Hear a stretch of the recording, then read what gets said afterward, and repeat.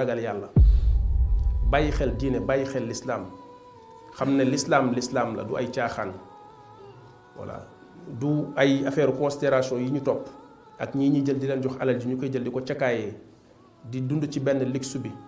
nga bàyyi fi diine ji muy tumuranke bàyyi daara yi xale yi ne ci mbedd mi ñuy yeb jullit yi di leen diaboliser naan ay xale yuy nekk di taxaw te chaque fois bu ñu ko waxee jullit ñi rek la ñuy wax ñun la ñuy wax mais am nañ ci part de responsabilité parce que amuñu organisation gëmuñu suñu bopp li ñu yàlla jox ci alal jëluñu ko ñu teg ko ci lu leer dañ koy jël di ko utaatee ay neexal ma Samba ak neexal ma Demba te lépp àdduna dong moo ko lal yàlla kenn mënu ko corrompre c'est pas da ngay jël ay un quart de milliard ak ay demi milliard jox ko diw boo ñëwee yàlla ne la jàllal wallahi yàlla du nit yàlla du ku ñuy jënd yàlla du ku ñuy corrompre sa yooyu ngay joxe fii nit ñi la yem mais bis boo ñëwee ci yàlla yi nga xam ne yéemul yàlla nga yaakaar mën ngaa naxee yàlla yooyu mën nga ko corrompre yooyu sa bopp ngay naxaloo yàlla tu te fatigues loolu la ñu war a ubbi seen bët yi xam ko moo tax balaa caag nañ ko jël jof def ko fu ñu ko war a def ñooñu ñu koy jox dañ koy donkaa sigee donc ku nekk xam na fi ñu koy def ku nekk xam na niveau de vie bi ñuy dund nit koo xam ne amul benn fonction te multimilliardaire la yor fi ay suuf yor ay këram yu rafet ay palem te mosoo koo gis mu liggéey léeg-léeg nga dégg ñu naan moom jàmbaar la ay tool la yor yoo xamante ni lu bari lay bay ay millions mais tool ya ku koy bay moom la wala ay doomam man mi su ma amoon ay ponkal yoo xamante ni su ma nee tool yi ñu bayal ma ay milliards lay bay boobaa ñu ne jàmbaar la dinaa nekk jàmbaar kay lu te parce que boo demee boo bëggee suuf boo ñëwee yónnee ci gouverneur wala ci préfet mu daggal la ay hectares boo waxee ñu jëndal la ay tracteur nga ni gars yi bay leen acca gars yi daal di bay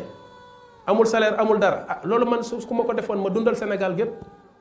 su ku ko defoon ma nekk jàmbaar kon nañ waxante dëgg soyons vraiment raisonnable et logique ci li ñuy wax mais ana l'islam bi fii Sénégal ana organisation bi fii diine bi ci l'islam bi ban contribution ci côté social la fi l'islam def bu ñu gis ba ci sax ci wàllu daawa ci wàllu woote ci l'islam prédication yar jullit ñi sensibiliser leen ci diine protéger l'islam bi lan moo fi nekk dara nekku fi y a rien du tout désert moo fi nekk fii Sénégal y a rien jullit ñi ils sont livrés à eux-mêmes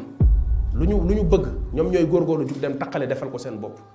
jàkka yeeg yi fii xoolal àll bi fii nit ñi ndox mu ñu naan sax amuñu ko hôpitaux lépp bu mettee ñu ne état bi na ko état bi lijjanti état bi la mais bu joxe jotee ñu ne ñun la bu joxe jotee nga ni man la nañ indi fii bu yëf yi mettee yan bi diis responsabilité ñu ne état bi na ko def loolu mën nañ ci continuer ba kan kon nañ sensibiliser suñu ñi fi yàlla may ñu am li yàlla wax ci aaya bii Qaaruuna lañ doon waxal mais ñoom itam ñu ngi ciy wax ak ñoom ñu ragal yàlla ci seen alal yi leen yàlla jox ñu dem xoole ji ñi nga xam ne ñi ngi ci yoonu l'islam di liggéeyal diine du tur du affaire u daraja du lenn ci loolu ñu jël seeni alal dimbalee ko loolu mu delluwaat ci jullit ñi dellu ci askanu Sénégal bi ñëw jël benn école bu mag nga tabax ko subventionné ko jël ay doomu jullit def leen fa wàññi leen pay gi ñuy jàng di am fu ñuy jàngee seen diine di jàng seen àdduna ñaata nit moo fa mën a génne ñoo xam ne dañ leen formé ñu am benn formation bi nekkaat ñuy jariñ seen société ñaata xale nga ci mën a récupérer xoolal orphelinat fii daanaka sax bu tax ñuy wax amu fi xale yi ñuy sànni nga xam ne amuñu ku leen mën a yor ci loxo yi ñi dul ay jullit la ñuy daanaka mujjee dem pépinière bu taxaw ñuy wax sax bu ñu jël ay xale di leen toppatoo yar leen def ci ñoom l'islam ñu màgg balaa ñuy dem ci loxo yi keneen sax daanaka amuñu ko fii au Sénégal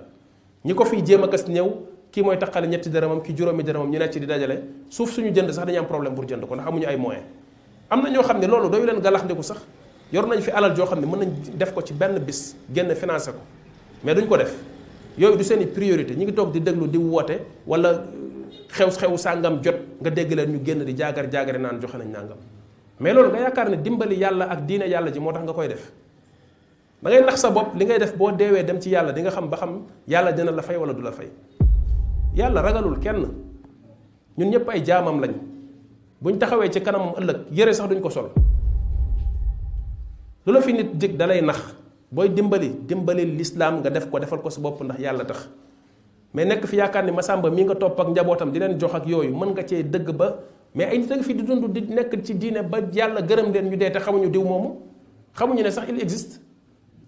fii Sénégal boo fi génnee ñi ñu fiy wax fii nga xam dañ jàpp ne yàlla jox na leen aljana ñoo ko yor caabi ngi seeni loxo ñu teg ay nit a nga fii di dund nekk ay jaamikatu yàlla yu mag yoo xam ni yàlla gërëm na leen bu ñuy dee di dem aljana te ñoo xamuñu sax ne ñoo existé nañ kon monopole boobu ñu jël monopoliser ko wàllu diine Sénégal loolu moo yàq diine ji fii kon wàllu def njekk ak def lu baax ci am-am ak ci alal nañu l'islam tax a jóg nañu yàlla tax a jóg na jënd këruk àllaaxira tax a jóg nit ki te bàyyi naxante bi corruption bi dañ ko dem ba dugal ko ci diine ji di yaakaar ne mën nañoo corrompre yàlla yàlla kenn mënu ko corrompre suñu bopp la ñuy nax rek yàlla nañu yàlla defal tawfiq yàlla nañu yàlla defal njub wa axiru daawaana an alhamdulillahi rabbil alamin